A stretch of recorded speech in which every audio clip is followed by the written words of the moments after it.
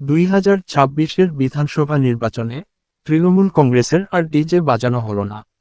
কলকাতা, পশ্চিমবঙ্গ থেকে সমরেশ রায় ও শম্পা দাসের পাঠানো তথ্য ও ভিডিও চিত্রে ডেস্ক রিপোর্ট। 4 মে সোমবার সকাল থেকেই বিভিন্ন গণনা কেন্দ্রে শুরু হয়েছে প্রথম ও দ্বিতীয় দফা ভোটের গণনা। বিভিন্ন দলের কর্মীরা ভোট গণনার সামনে অপেক্ষায়। কে জিতবে আর কে হারবে, এই নিয়ে চলছে কানাঘুষো আলোচনা।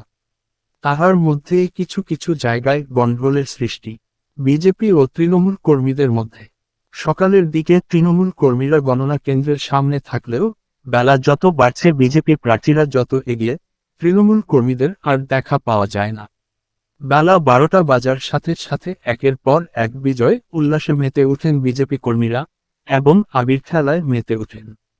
সন্ধ্যা হওয়ার সাথে সাথে পরিষ্কার চিত্র ফুটে ওঠে, বাংলায় পরিবর্তন আসছে, অর্থাৎ বিজেপি সরকার আসছে। কারণ তৃণমূল কংগ্রেসের নেতাকে হারিয়ে বিজেপি একের পর এক জয়ী হয়ে চলেছেন। জেলা থেকে শহর কোথাও বাদ নেই বিজেপি প্রার্থীরা জয়ী হতে। সন্ধ্যের মধ্যে 207টি আসনে বিজেপি জয়ী হলেও আরও কিছু আসন গণনা হতে বাকি ছিল। রাত্রি 9:30-10টা নাগাদ বিজেপির আসন আরও বেড়ে যায়।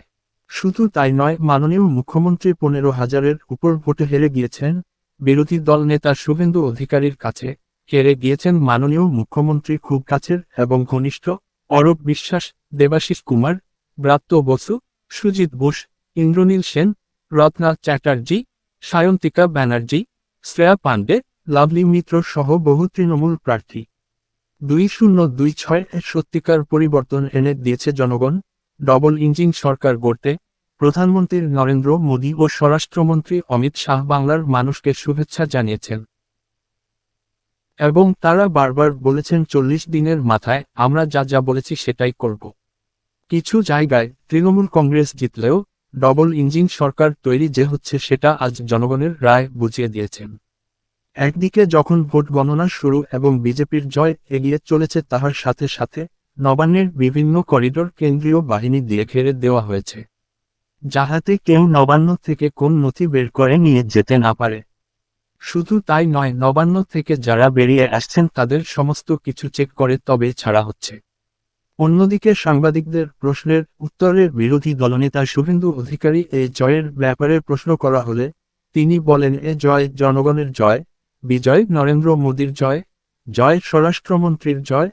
তবে একটা কথা বলবো, আমি যে নন্দীগ্রাম থেকে এবং ভবানীপুর থেকে জয়ী হয়েছি, আমাকে ভোট দিয়েছে শিখ, জৈন, হিন্দু, মুসলিমরা একটি ভোটও দেয়নি।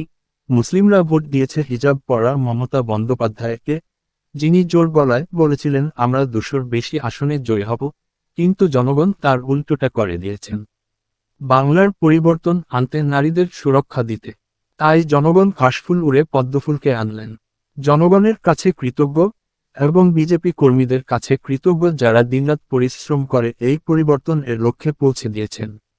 এবারে ভোট সাধারণ মানুষ নির্বিঘ্নে দিয়েছে, শান্তিতে দিয়েছে। সেটাই প্রমাণ করে দিয়েছে, যেখানে কোথাও ফাটাফাটি রক্তারক্তি হয়নি। এর জন্য নির্বাচন কমিশনকেও আমরা অশেষ ধন্যবাদ জানাই সুস্থ নির্বাচন করার জন্য।